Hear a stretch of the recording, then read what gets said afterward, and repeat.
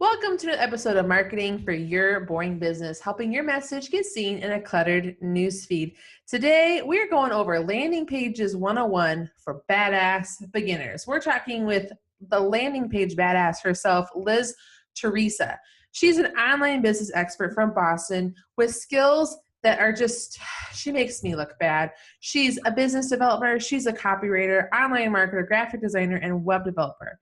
A bulk of what she does is she helps entrepreneurs and small businesses with what they need to get their business off the ground. She's the founder of Concept to Creation, the flagship program, which she blends her roles as both strategist and designer and developer for her clients. And we were having a whole pre-show talk about how she's getting married in November and how exciting it's going to be. And we are two nerds made in heaven. And I think that once again, guys, the podcast has brought me another beautiful friendship to share with you guys. Liz, welcome to the show. Thank you for having me. And I share the soul bond feeling that you have right now. I'm pretty excited. All right, guys. We're going to do our very best to stay on track. There might be some sidetracking, but you know what? Roll with it. You're in traffic or cleaning your dishes anyway. So let's do this. I hate dishes. Oh my God, gross. Don't it's even. Like my least favorite thing to do. If you saw my sink right now, guys, I think that you would be really disappointed in me. But you know what? Something has to give. And in my house, it's the dishes. Wear gloves? No, I don't. I am the worst with my hands. If you're watching the video, you can see my hands are totally horrible. But I don't do my dishes, so I don't really need gloves. I'm that bad. I cannot wait for my kids to be big enough so I can make them do dishes. That's awesome. But like all of our boring business owners, I'm sure that you guys have things that you hate in your business and things that you're actually not sure about either. And one of them is landing pages. I connected with Liz because I kept getting people asking me about, Desiree, you're always talking about landing pages, like how you need them for social media to share, drive that traffic, and I don't know what that entails. So let's dive into it. Liz, what is a landing page? So you might already have a website, and usually you have a website. It's kind of like the chicken and the egg, but not exactly. But usually there is a website or an established brand before you start talking about landing pages. A landing page, and this is how I like to describe it for my own clients that have the same question as yours, where they're like, a landing page, what is that? What are you saying? Like they look at me like with this strained face, like, do I really have to learn something new? It's like this pain. And so I totally relate to the pain that you're getting at. I describe them as highly converting pages. They're a single page, a landing, you would have a single landing page. They're singular. They have no menu, which is what I mean by highly converting, because they are created to captivate the attention of the person that arrives at the page and get them to do one specific action, whatever that is. So for most businesses, the action might be, please sign up for my mailing list, pretty please with sugar on top, and I'll give you my firstborn child, or a free download, like a free book or something. So that's sometimes people use it to build their list. But if you're not a list building person, if you're I mean, most people are, but if you aren't, it doesn't mean that landing pages aren't for you. It's really just that they're designed to do one specific thing. So I've created landing pages for people that just want people to contact them. So, but some businesses, they don't want to grow their email list specifically, but they might want to increase the number of leads that they get via a contact form or something. Okay, so that makes sense. So it's a page on your website or an extension of your website that accomplishes one task. No tabs, no extra distractions like phone numbers, addresses. It's just, here's what I want you to do. Here's what I want you to do. There should be some branding there, so people have recognition that it's you. So that's when I said, if you already have a website or established brand image, that should inform the design of the page to some extent. But definitely, getting people to do that one specific thing. So then how are they going to work for businesses? So, okay, it's this page with my brand on it and it's only doing one thing, but what is my business supposed to do with it? Exactly. So that's when I always tell people to determine your number one primary call to action. And so this is actually something that I totally recommend people do, even if you're not even thinking of landing pages for the moment. If you're even going into the website design process for a main website, like a full website, I always have people list their calls to action in order of importance. And so a call to action, see, I'm like throwing this word around a lot. Call to action is a desired thing that you want the people to do when they get to your site. So just to give you some examples, you might want people to read your blog, and like you also might want people to watch a video. You might want people to opt into your list, and you might want people to schedule a consultation. But what do you want people to do first? That's kind of your primary, is going to be whatever is number one. So for me, I like to have people set up a call with me, schedule a consultation. That's actually my number one goal. For most, I would say for most online businesses, it's going to be to build your list, but that part's up to you. Once you determine that primary call to action, that landing page will be designed to get more people to do that. So it's actually, you will have exponentially more success with a landing page, because just simply because of the way that it is designed. It's designed to capture leads. That's really what they're designed to do. So captivate attention, capture leads. I like using those words because they really drive it down to what we want people to do. And so once you have a page that's going to do that, you can pretty much, then the next thing becomes, we have to get people going there, which might lead to maybe your next question. Actually, my question is, what if I have more than one desired call to action, or I guess goal for my business? So like maybe my objectives are, I want people to opt in. I want people to call. I want to give people a freebie. What does that do? Because we talk about all that stuff on the show and in social. So what if I have more than one call to action or objective?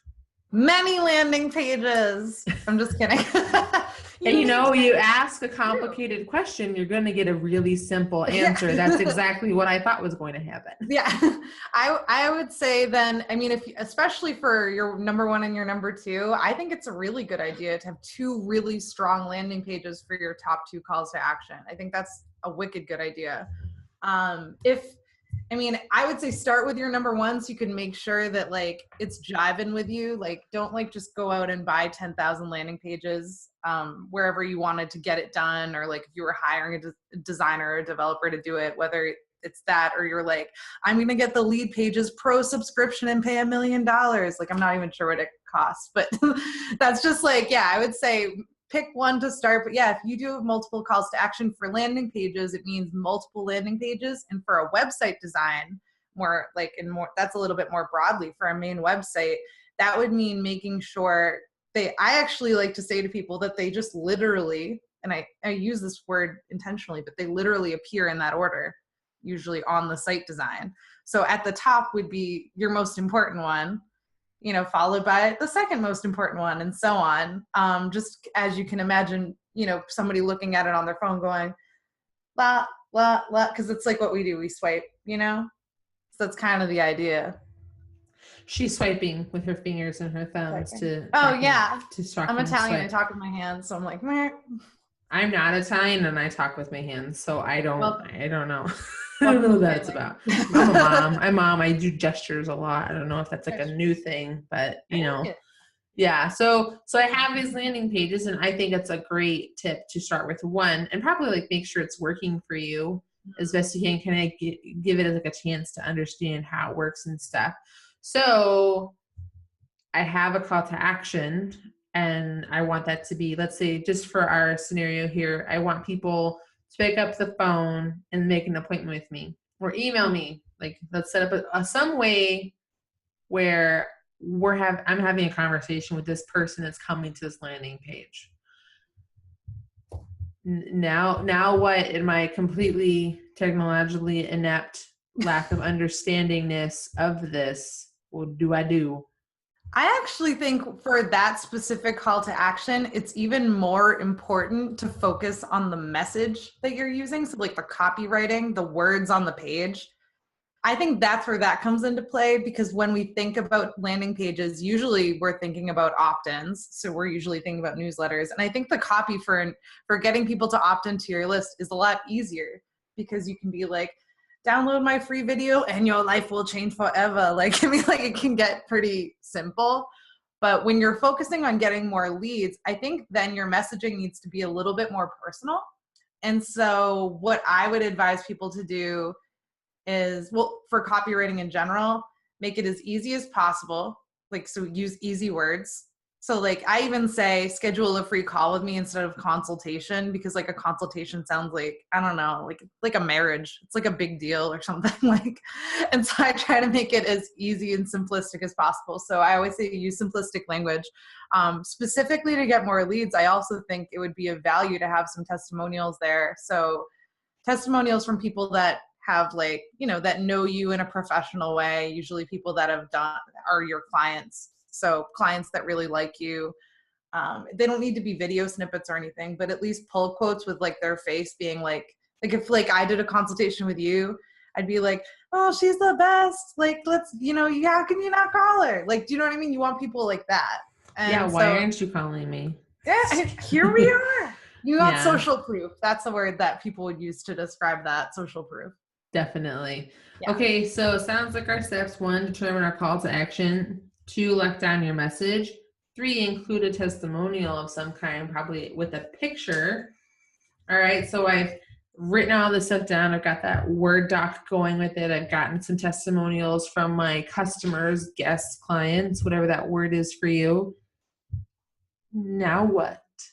You got to make it, right? Okay. You feel emotionally ready for this?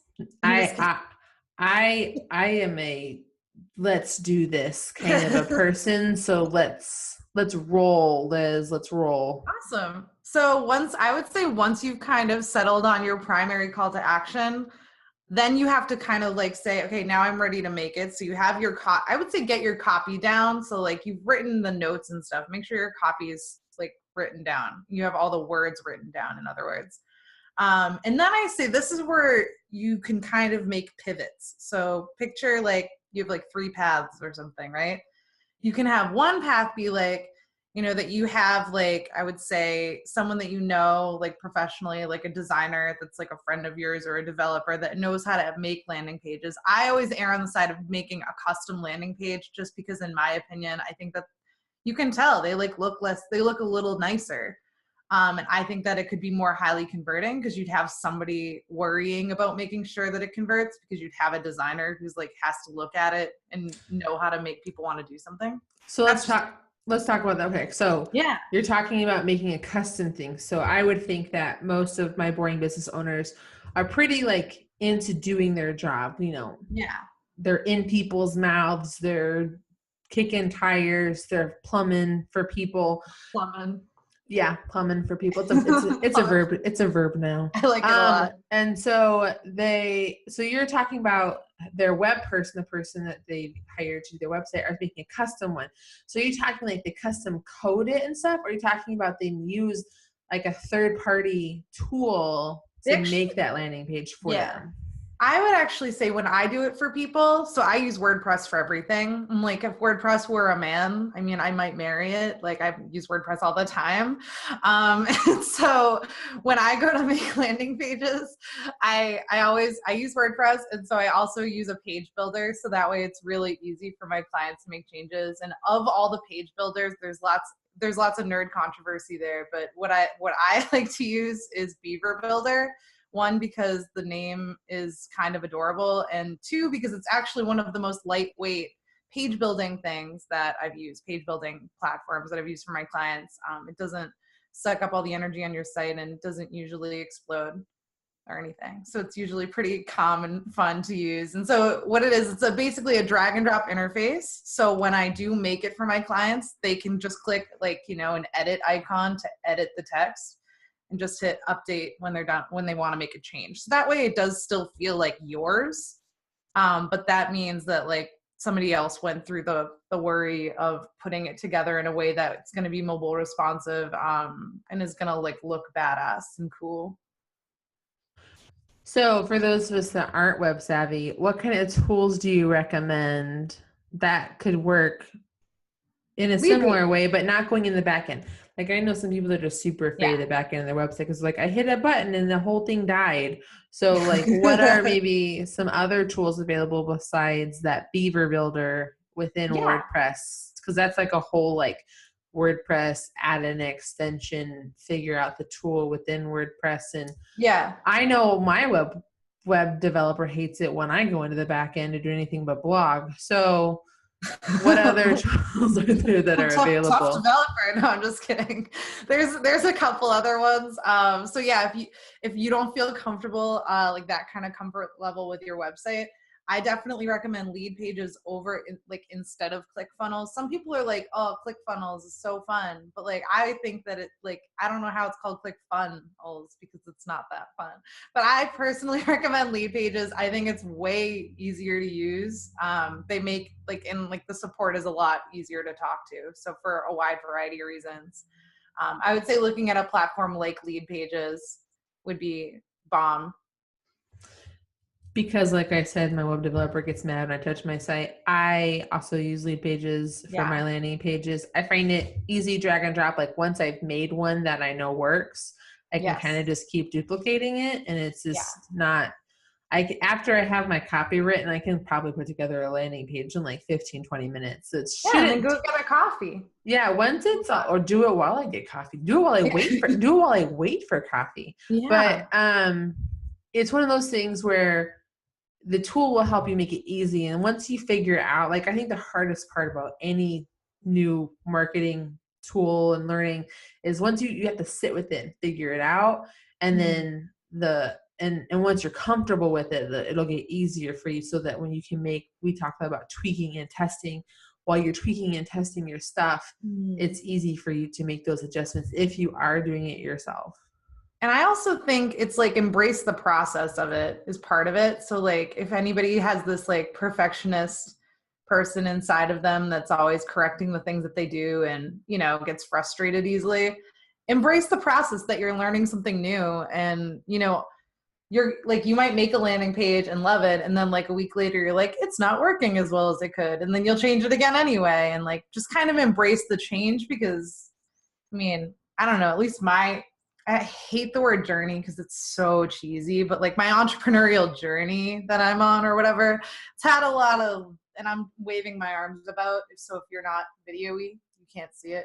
But like, I'm like, it's like a lot of bumps in the road where, you know, you ups and downs. That's what I'm trying to say. Ups and downs. That will happen.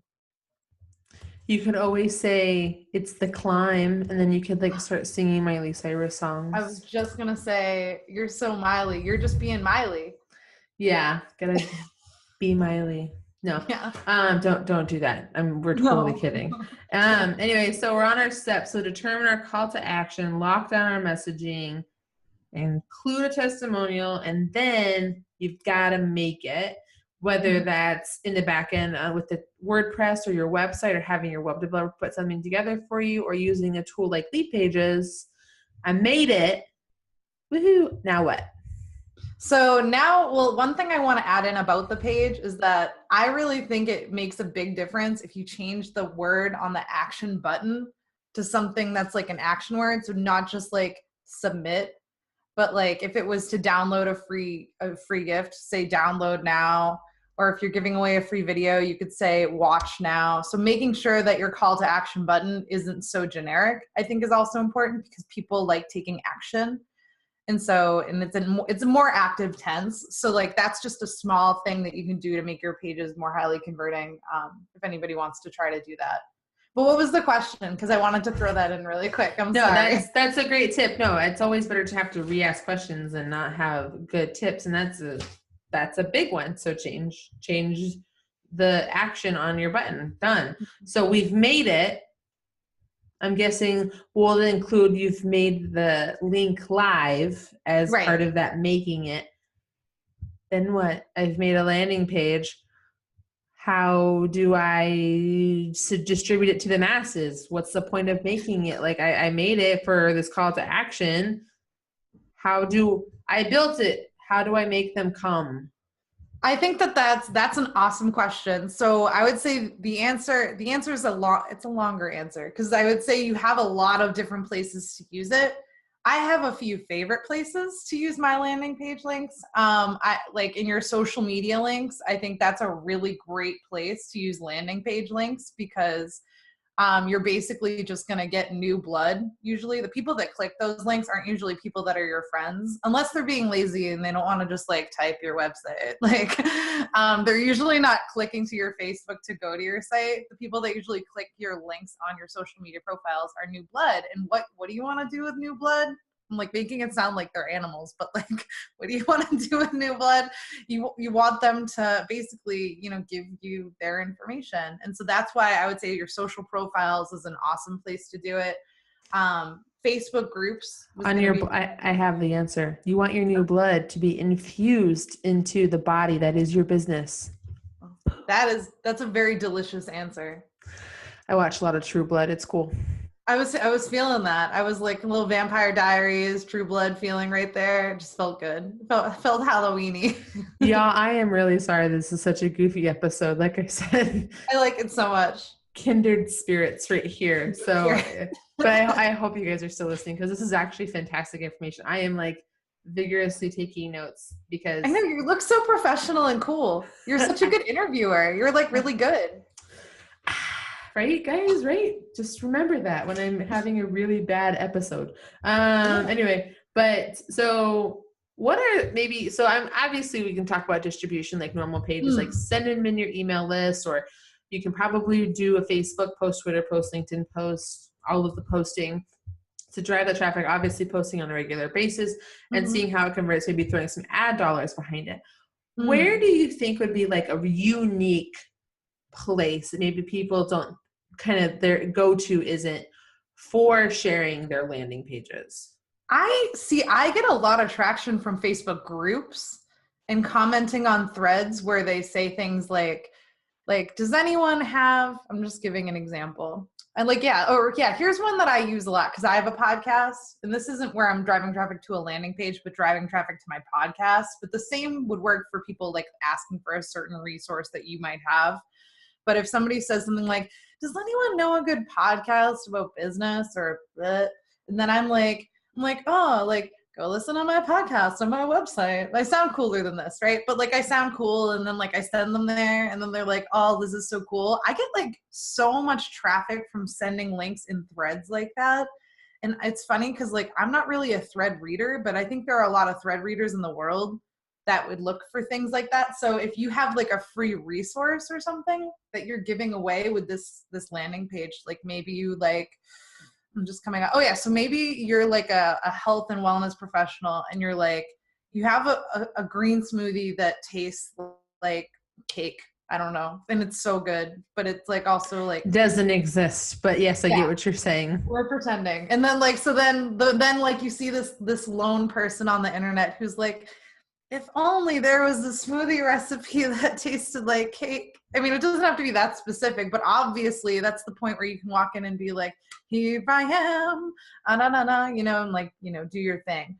But I would say when you do go to do this Facebook group business, make sure you read the group rules and regulations, because like every group has tons of rules and regulations. But as long as you don't break them, you can still get email addresses that way. I find that it's invaluable to using your landing page as like an ongoing marketing tool. So my listeners, of course, are brilliant marketers who are just going to do nothing but eat up every word I say and do everything I tell them to do.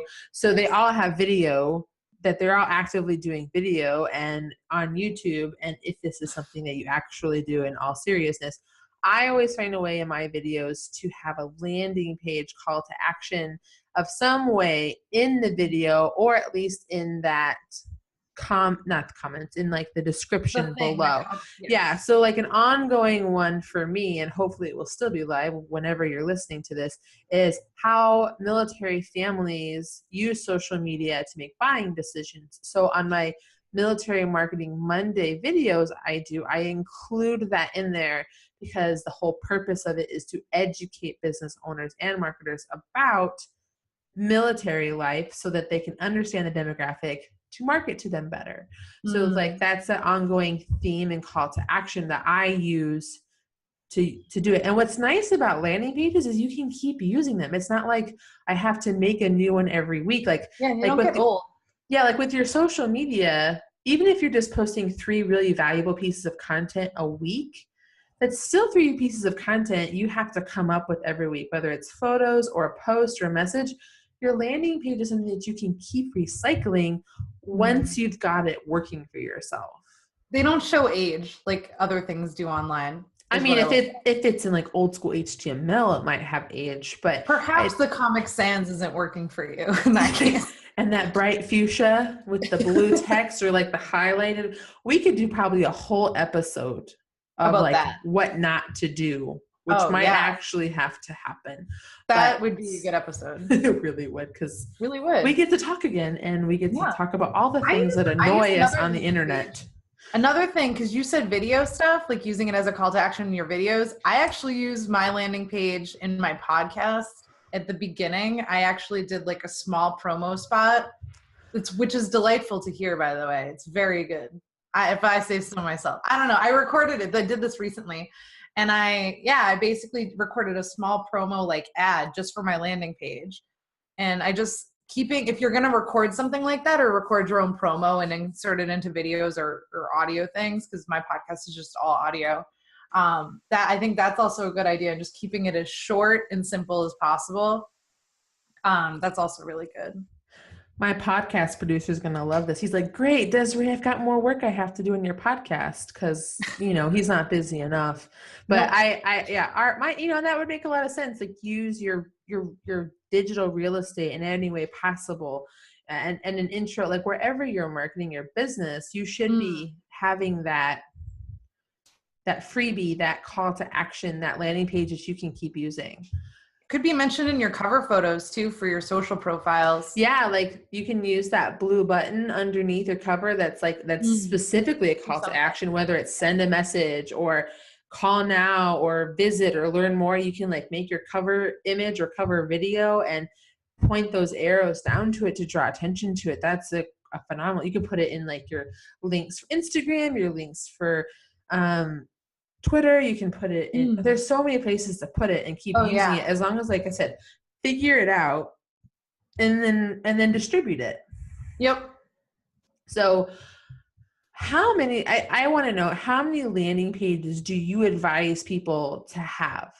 So like I have for all-in-one, I have like 4 that I kind of cycle through on an ongoing basis. And I try to make a new landing page and opt-in every month for a new video. Again, I think I'm a bit more aggressive than most people because of what I do. But for other people that have, again, our more boring businesses, like our roofers, our dentists, our contractors, our everyday mom and pop people, what do you think is a good number of landing pages for them to have, for them to cycle through for their content distribution? I'd say 1 or 2. I really think less is more. And I kind of think it's just because I think it's best to always stay in your zone of genius. And so for you, it's easier to just be like, I'm going to do that because I'm good at marketing, because you are. That's like your thing.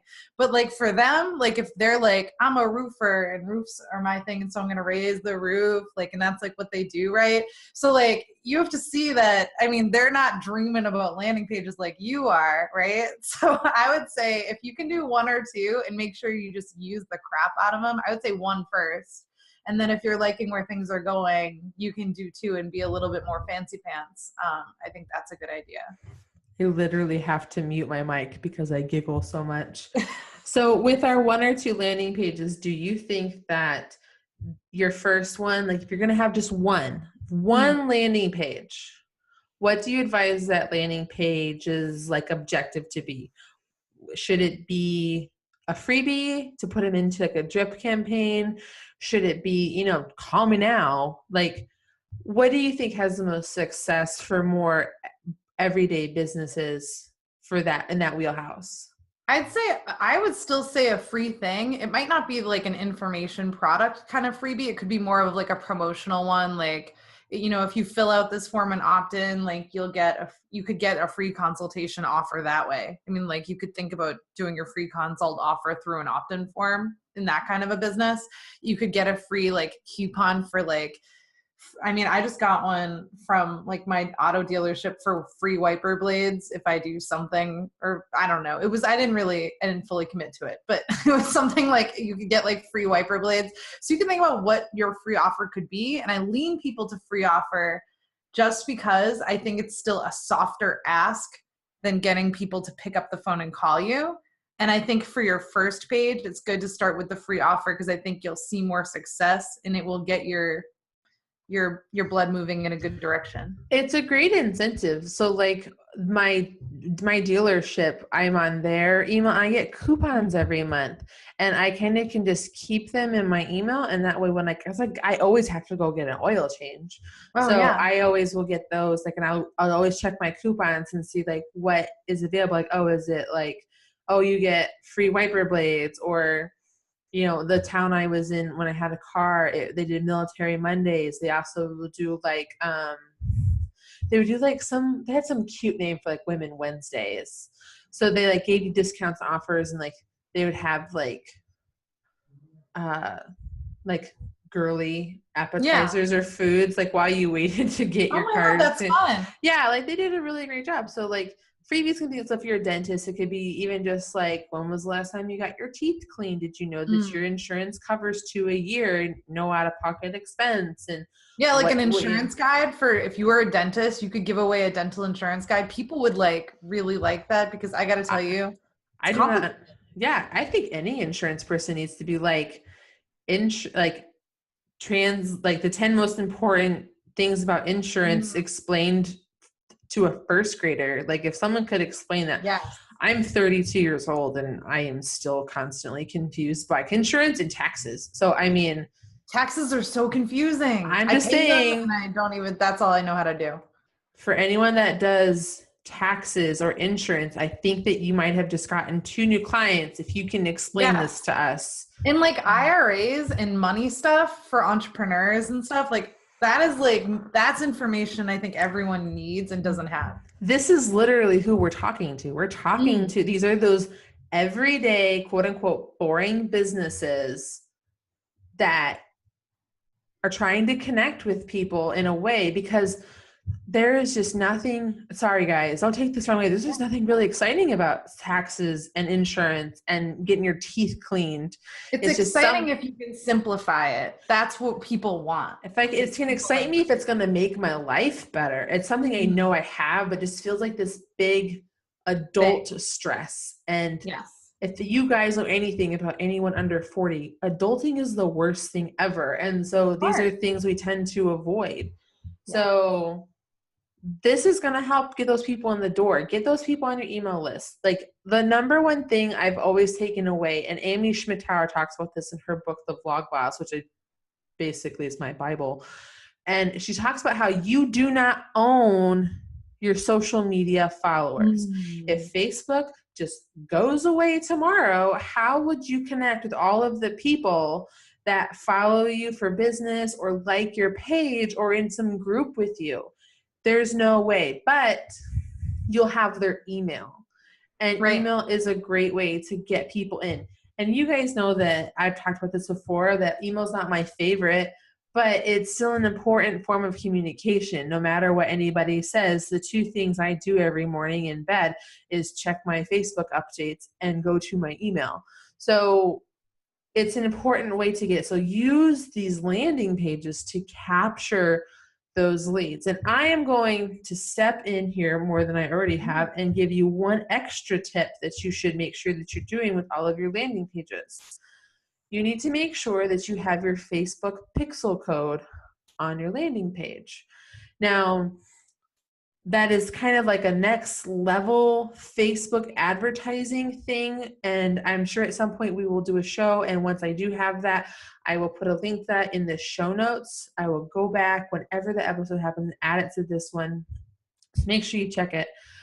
But that Facebook pixel is how you track people. So if you're advertising to people on Facebook, you're going to be using that Facebook pixel to continue to market to them. So if someone's interested in your landing page and does something like clicks the like or goes to the link or goes to your Facebook page, Facebook remembers that that person was there, that person saw you, that person was interested, and you can keep advertising to that person. It's like another email list, but like a spy. It's like a spy. It's a form of remarketing, which again is a whole other thing, but so many shows from this show. But but the pixel is something that you're going to want to add to your landing page. Again, it's a next level thing. So if it's something that you're not sure about, something you're confused about, any web developer that knows anything, if they don't know what Facebook pixel is, fire them. But you can totally add that to your site, and it's going to track. Even if you're not doing anything with it, you want it for later. At least now. You could even do it now on your main website before you're even ready to think about landing pages, just to start measuring people. Yeah, measure, analytics. That probably should be like our 6th thing. Like, determine your CTA, lock down your messaging, include a testimonial, make it, distribute it, and then we need to have like a little asterisk bonus that's track it. How do you advise? Yeah, how do people know how to track their stuff? I believe that Lead Pages does tracking internally, or at least has a Google Analytics integration that will let you use Google Analytics to track user behavior.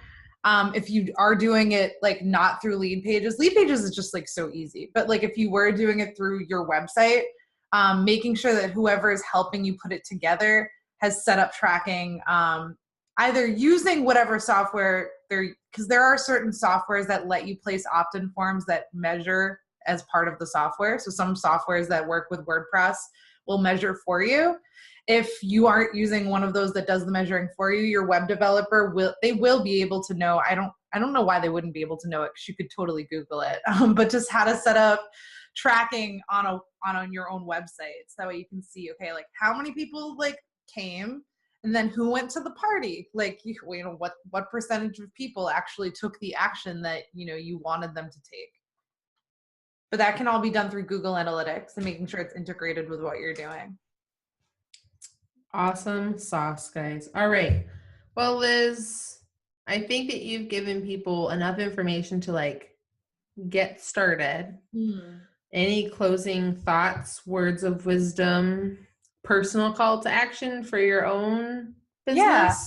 I would say number one, and especially thinking about your audience being people that are in these quote boring business professions, right? The people that often talk heavy, like, and use like language that makes us have to adult and stress out, like the insurance people and the financial professionals and so on, even the contractors. Use as simple language as possible. Like, I think a really great exercise is to look at looking at all the sentences on your current website and rewriting them to be like they don't have to be baby talk, but like so simple. So just to give you an example, like even thinking of schedule a call instead of schedule a consultation. Do you know what I mean? Like that, I'd rather schedule a call than a consultation. Like a consultation feels like I'm going to detention, or like I have to like pay something, or you know what I mean? Using just dumb down all the language, because I say clarity over cleverness wins every single time with your copywriting, and that people are going to love, people will respond way more to stuff that's easy to read. And it's actually, it will increase user engagement when you use easier words. And I think that's the easiest way to improve your website without hiring anyone extra, is just rewriting a lot of the words that you're using on your website, making sure they're very easy. I do have a free video that's about copywriting. And it gives you 5 tips to improve your copy for your website. You can also apply it universally, so to landing pages or social media posts, and you can get it at freecopyvideo.com. And we will also include that one in the show notes, guys. All right, Liz, how can people follow you on social? At Liz Theresa everywhere, and it's Liz Theresa like Liztheresa. Awesome sauce. Well, guys, I hope that you enjoyed our silliness, but also learned a whole lot about how you should be using landing pages for your business. Thank you again, Liz. And Thank you. and until next time, guys, I'll see you soon.